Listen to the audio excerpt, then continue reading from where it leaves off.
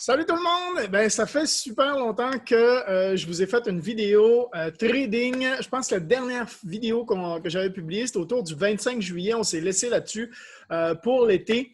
Et j'ai pensé refaire une petite vidéo courte. Ce ne sera pas une analyse hebdomadaire comme j'avais l'habitude de faire. Voilà, d'habitude, comme j'avais l'habitude de faire d'habitude. Ça va être plus juste une analyse sur le Bitcoin parce que beaucoup de choses se sont passées pendant le mois d'août sur le Bitcoin. Donc, j'ai pensé partager avec vous, en fait, cette petite analyse rapide pour vous montrer. Donc, quand on s'est laissé, en fait, autour du 25 juillet, c'était à peu près ici. Et puis, là, on a une analyse du Bitcoin, hein, juste pour ceux qui ne sont pas encore habitués. Donc, Bitcoin en daily, ça veut dire que chaque bougie ici est une bougie qui représente une journée de mouvement. Et je sais que dans les dernières semaines, je vous avais dit, ça s'en vient, ça s'en vient. Il y a quelque chose qui est en train de se préparer. Ça se resserrait, ça se resserrait. Et là, le mouvement, je veux dire, à chaque journée, c'était de plus en plus petit. Et les dernières journées, on a eu des top départs juste avant les vacances du mois d'août. Il y a eu mon anniversaire et tout ça. Donc, je n'ai pas fait de vidéo déménager en plus et tout ça, mais j'ai continué à trader. Et surtout, j'ai continué à trader avec l'équipe. Et c'était génial de ce côté-là. Donc, juste pour revenir un peu, qu'est-ce qui s'est passé après? Donc, on avait eu notre top départ ici, sur cette bougie-là, qui carrément, si j'enlève les dessins, on voit que ça a fait une bonne base ici. C'est une belle base, en fait. Ici, on pouvait s'apercevoir qu'il y avait une belle base. Et on a eu, donc, dans les derniers jours, là, ça se refermait. On a eu un première bougie, en fait, premier déclenchement ici qui a été confirmé. Et là, on a eu une cassure de cette base-là. Ici, si on prend une ligne qu'on imagine là, ici, boum. On casse ici, on confirme après. On vient retester. Donc, la bougie qui est rouge, c'est le retest. Donc, ça, c'est la confirmation si ça se maintient que c'est bon. Donc, à partir de là, si cette bougie-là, la bougie qui était celle du 25, est montante, là, je la mets complètement au fond, mais si celle-là est montante, normalement, c'est que c'est bon. On a confirmation.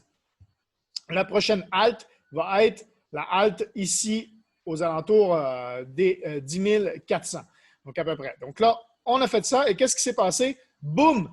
Il s'est passé que juste après, paf, paf, et là, clac, le déclenchement a été confirmé. On a vraiment explosé vers le haut. Et dans cette grande bougie-là, ici, du 27 juillet qui a monté, avec le retest qui est derrière, il s'est créé un gap. Qu'est-ce que c'est un gap, en fait? C'est la différence entre la fermeture de la bougie ici et le retest. Donc, ça veut dire que là, ici, il y a juste eu des bails qui ont été faits et ça a été retesté jusqu'à ce niveau-là, ici. Là, on va s'avancer un peu, mais voilà, jusqu'au niveau de la ligne rouge ici, là, de la wick. OK?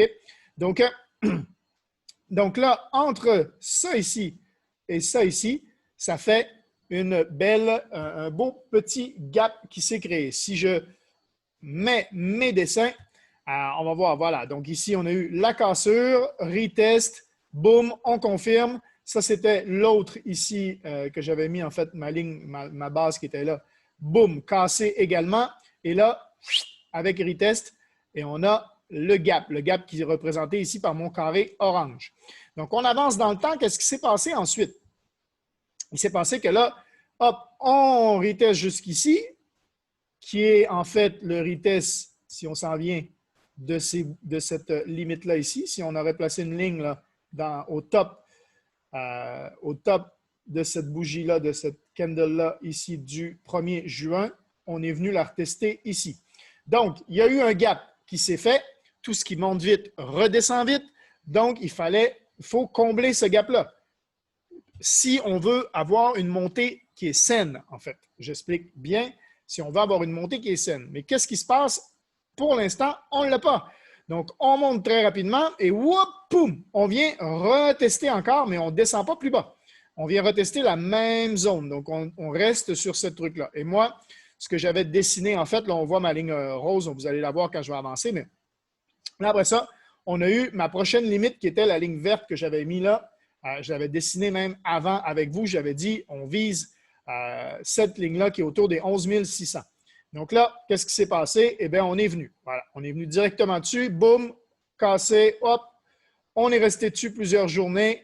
On a essayé de casser par en bas. Ça n'a pas marché. On est remonté en haut. Et là, mon carré d'ici, en fait, c'est mon autre zone de supply and demand. Donc, je vais vous la dézoomer là, juste après, une fois qu'on va avoir défilé qu'est-ce qui se passe jusqu'à maintenant. Mais j'avais dit, voilà, ça va monter jusqu'ici. Donc là, ça a monté très rapidement. Ça n'a pas monté en escalier, ça a monté très rapidement et donc ça a formé ce gap-là. Et donc, qu'est-ce qui se passe après? Il se passe que ça monte, ça reste sur cette zone-là. Donc, on a ici une belle consolidation qui se crée. En fait, d'ici, tout ça ici, belle consolidation. Et là, qu'est-ce qui s'est passé les derniers jours? On a ici, là, les derniers jours, un retest et boum, on est venu combler la zone. Ça y est, la zone est comblée. On a maintenant quelque chose de propre. Et là, vous voyez, ça a été rejeté parfaitement ici. Et là, on est reparti par en haut. Est-ce que ça veut dire qu'on repart? On va aller voir. Ça va ici, en haut de ce gap-là, va être une résistance. Là, sur la remontée, on va voir s'il est capable de recasser cette résistance-là, qui était autour des 10 500. On va voir, pour l'instant, le Bitcoin est à 10 430, sachant qu'on est monté jusqu'à 12 465 dans cette montée-là. Donc, en gros, là, belle consolidation. On est allé chercher les stop-loss. On est allé fermer le gap qui avait été créé le 27 juillet. Donc, ça a pris un mois, un peu plus d'un mois. On était le 3 septembre hier. Donc, pour aller fermer ce gap-là. Et là, boum, on est reparti. Est-ce que ça veut dire que ça repart tout en haut? On va voir. Ici, il y a une résistance toujours à 11 006. On sait que ça a été une belle résistance qui a maintenu une belle consolidation ici. Et après, sinon, ça peut redescendre. Notre prochain support va être autour des 9 257.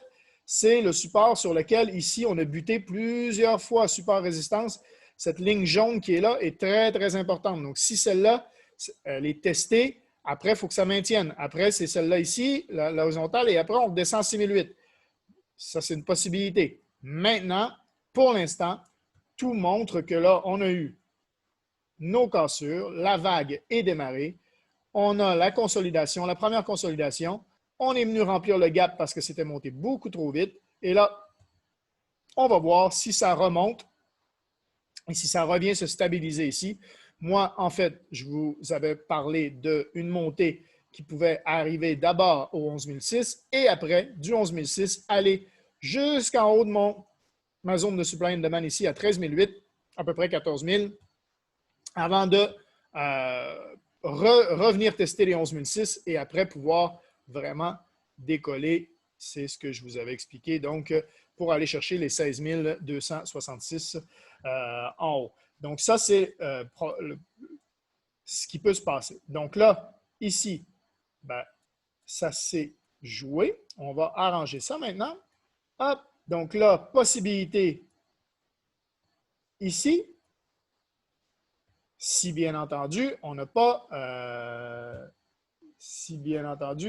on a confirmation. OK? Parce qu'il y a toujours la possibilité sur cette résistance-là qu'on vienne tester ça ou voir même ici. OK?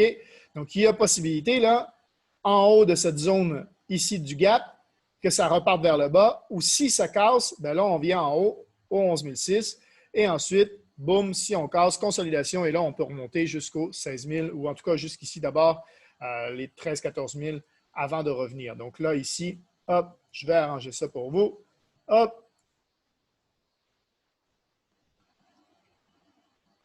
Voilà.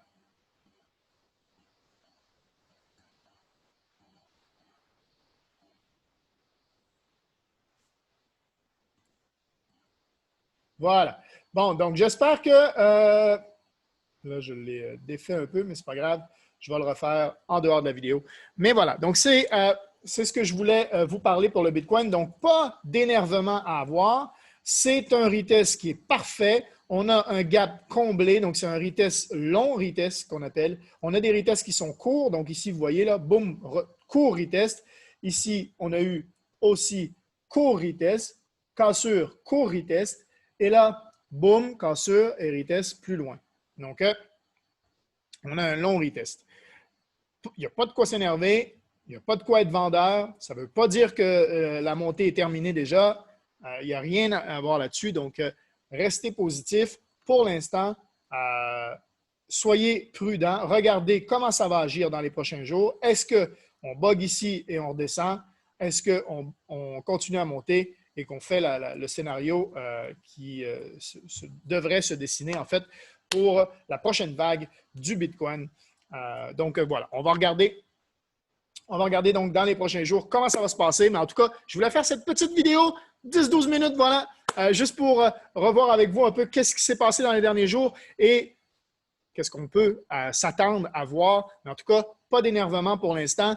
Le support du gap a été bien respecté. On est reparti déjà vers le haut, à voir si on va franchir la résistance du haut du gap. Et puis après, on revise la consolidation pour aller chercher les 14 000.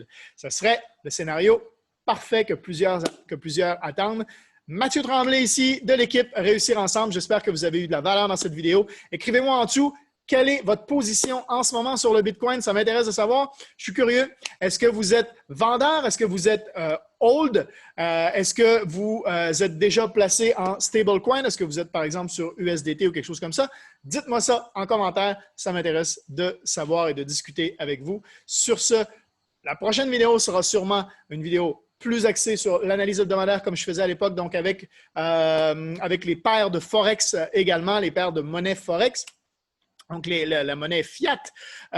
Et puis, bien entendu, pour ceux qui ne sont pas au courant, j'ai lancé mon podcast également, Action ou Conséquences, cette semaine. Donc, allez voir sur ma chaîne, abonnez-vous, mettez la petite cloche pour être prévenu. Action Conséquences, c'est pour travailler le mindset. Comme je dis, si vous êtes trader, si vous êtes entrepreneur ou sportif, le mindset, c'est super important dans le trading. 90%, c'est du mindset et 10%, c'est de la technique. Je vous souhaite à tous un très bon week-end. On est vendredi le 4 septembre et on se dit donc à très bientôt. Ciao, ciao tout le monde. Bye bye.